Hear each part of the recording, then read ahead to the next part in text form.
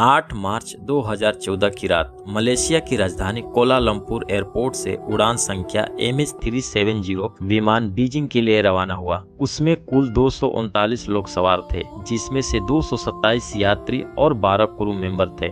सब कुछ सामान्य चल रहा था, मौसम भी साफ था और विमान तय समय पर उड़ान भर चुका था।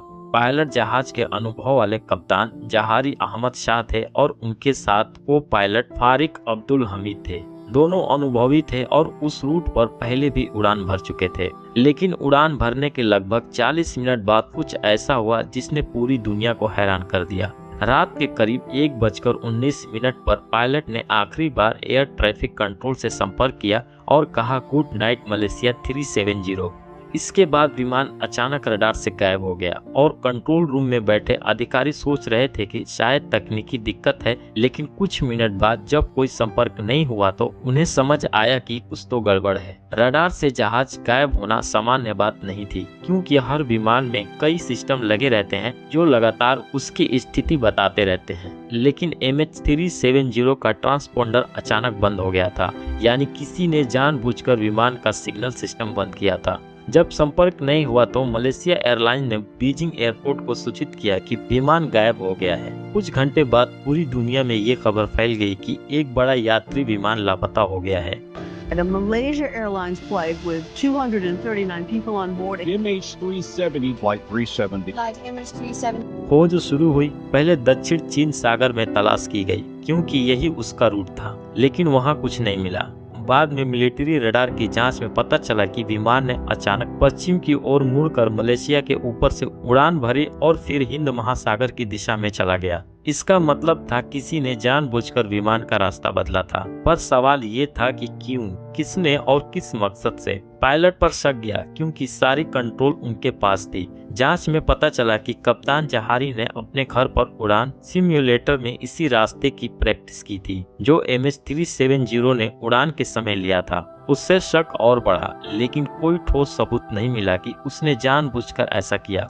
दूसरी थ्योरी ये आई कि शायद विमान को आतंकवादियों ने हाईजैक कर लिया, लेकिन किसी संगठन ने इसकी जिम्मेदारी नहीं ली। तीसरी थ्योरी आई कि तकनीकी खराबी से विमान समुद्र में गिर गया, पर अगर ऐसा होता तो मलबा किसी न किसी जगह पर जरूर मिलता, लेकिन कई महीनों तक कुछ नहीं मिला।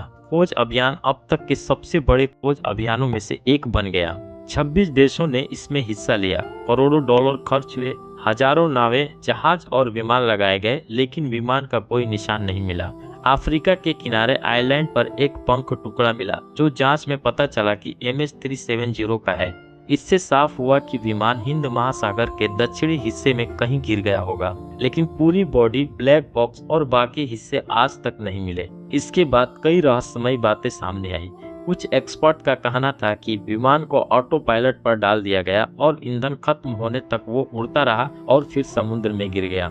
कुछ लोगों ने कहा कि ये किसी देश की साजिश थी, शायद विमान को किसी प्रयोग या सैन्य टेस्ट के लिए मारा गया। कुछ ने कहा ये एलियंस का काम हो सकता है, क्योंकि इतना बड़ा विमान बिना निशान के कैसे गायब हो सकता है। सोशल मीडिया पर कई तरह की कहानियां फैल गई। किसी ने कहा कि विमान को किसी गुप्त द्वीप पर उतारा गया, किसी ने कहा यात्रियों को बंधक बना के किसी प्रोजेक्ट में इस्तेमाल किया गया, लेकिन इन सब थ्योरी का कोई सबूत नहीं मिला। परिवारों के लिए ये सब दर्दनाक था। उनके अपने लोग बिना किसी निशान के गायब हो गए थे, न शव मिले न ही जहाज का कोई मलबा। कुछ परिवारों को अभी भी विश्वास नहीं है कि उनके प्रियजन मर गए। वो आज भी उम्मीद रखते हैं कि शायद एक दिन सच्चाई सामने आएगी। कुछ ने सरकारों पर आरोप लगाया कि असली जानकारी छिपाई जा रही है। मलेशिया, ऑस्ट्रेलिया और चीन ने मिलकर जांच की, लेकिन कोई निष्कर्ष नहीं निकला। हर बार रिपोर्ट में बस इतना कहा गया कि विमान की दिशा किसी इंसान ने बदली थी, लेकिन क्यों और कहां गया ये आज तक राज है। ब्लैक बॉक्स के बिना किसी चीज का निश्चित जवाब नहीं मिल सकता। कई सिग्नल्स मिले जो सैटेलाइट से आए थे, जिसमें पता चला था कि विमान 7 घंटे तक उड़ान भरा था, यानी उड़ान के 7 घंटे बाद जाकर उसका ईंधन खत्म हुआ और वो शायद हिंद महासागर में गिर गया। लेकिन जिस जगह का अंदाजा लगाया गया वहां महीनों तक गोताखोरी और सोनार स्कैन करने के बाद भी कुछ नहीं मिला। कुछ वैज्ञानिकों का कहना है कि समुद्र की गहराई और लहरों के कारण मलबा बहुत दूर तक फैल गया होगा, इसलिए मिलना मुश्किल है। फिर भी समय समय पर समुद्र किनारे पर कुछ हिस्से मिलते रहते हैं जिसे MH370 का बताया जाता है, पर पूरा सच अब भी अंधेरे में है। इस घटना के बाद दुनिया भर में हवाई सुरक्षा सिस्टम में कई बदलाव किए गए ताकि कोई विमान दोबारा ऐसे गायब न हो सके।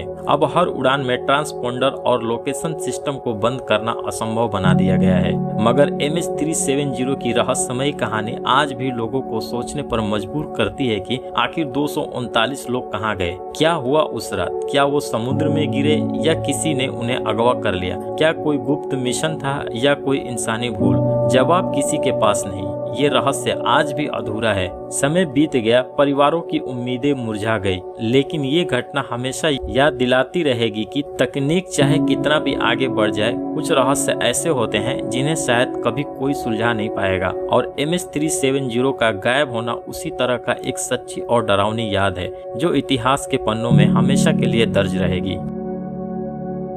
तो दोस्तों, ये थी MH370 की पूरी सच्ची घटना। आपको कैसा लगा कमेंट में जरूर बताएं और वीडियो को ज़्यादा से ज़्यादा लाइक शेयर करें, यही हमारी फल होगी। मिलते हैं अगले वीडियो में, तब तक के लिए जय हिंद।